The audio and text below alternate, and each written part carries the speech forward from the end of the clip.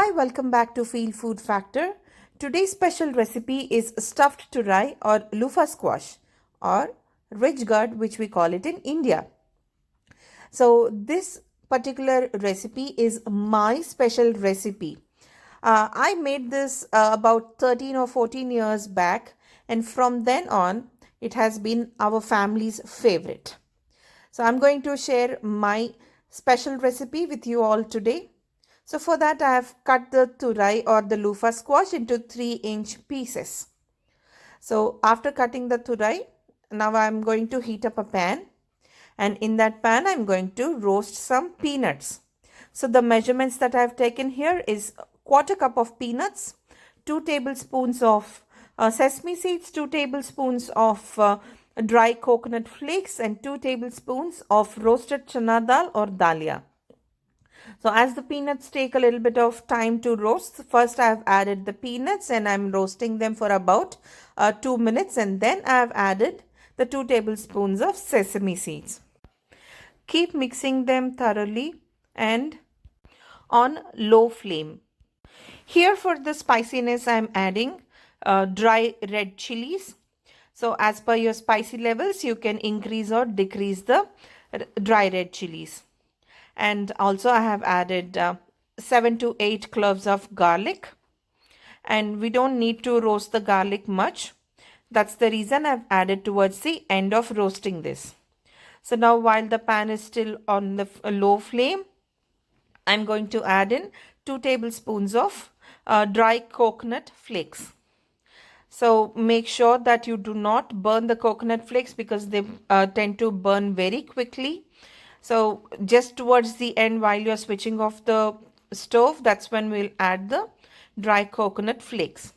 So once that is also turned into a nice brown color and releases a nice aroma, we'll switch off the flame and add the roasted chickpeas or roasted chana dal or dalia to it, and switch off the flame and make a powder after it's cooled down. Now for the squash or the turai, we will slit it in 2 different directions. So one direction is this way, and on the other side we will cut it in the opposite direction.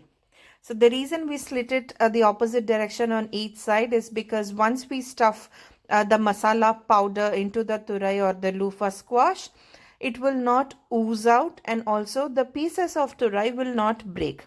So while I made this powder, I have also added the required amount of salt. So now I'm stuffing the loofah squash or the turai with the powder on both the sides, and I'm going to press it tight so that the powder does not come out of the turai pieces. So carefully we're going to stuff in this spice powder or the masala powder, and once all the stuffing is done, we will press the turai tightly so that it's all binded well. So now that my stuffing is almost finished with all the turai, I have chopped 1 large onion into small pieces, and now to a pan I've added some oil and heat it up.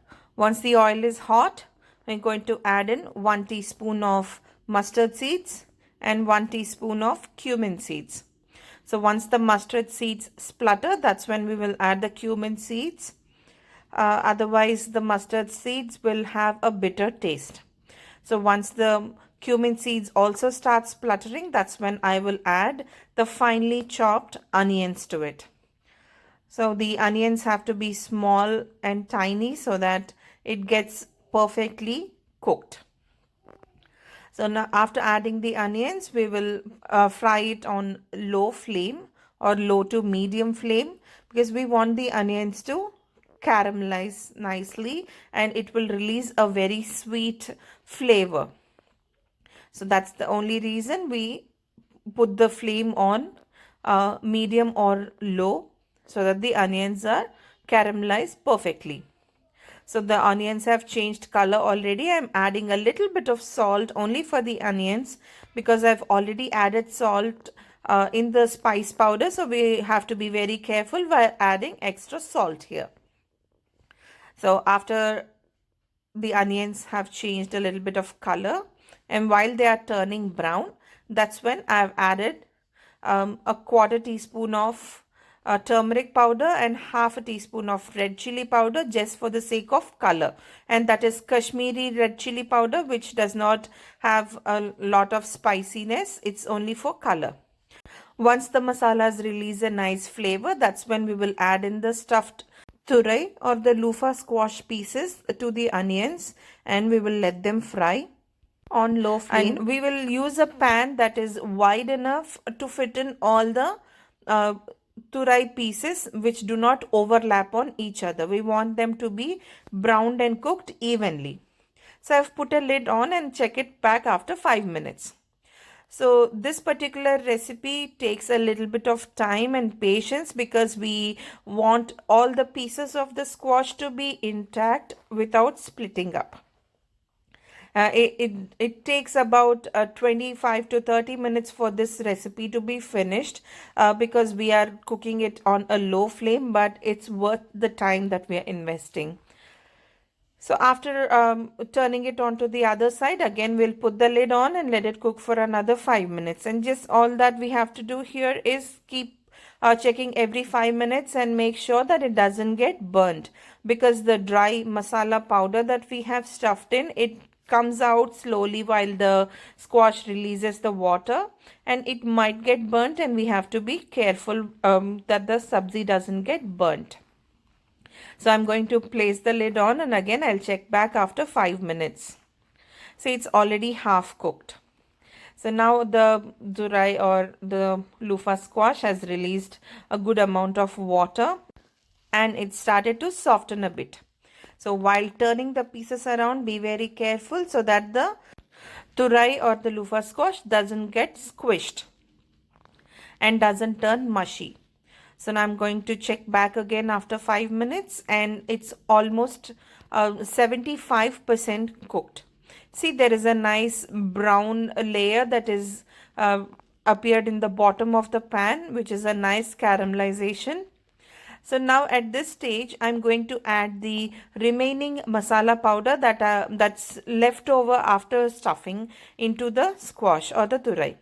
So adding this extra masala powder on top will give a nice coating even on the outside of the turai, and it's going to taste amazing because even this masala on top will be cooked for a few minutes, and it gives a nice crispy layer on the outside and very soft, tender and juicy on the inside.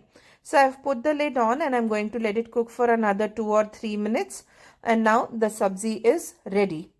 You can serve this sabzi with steaming hot rice or rotis, or it goes very well with millets and quinoa also. So definitely try this recipe and tell me how you like it in the comment section, and also post a pic on Feel Food Factor Instagram page. Like, share and subscribe, and click on the bell icon to get more video updates. Bye-bye.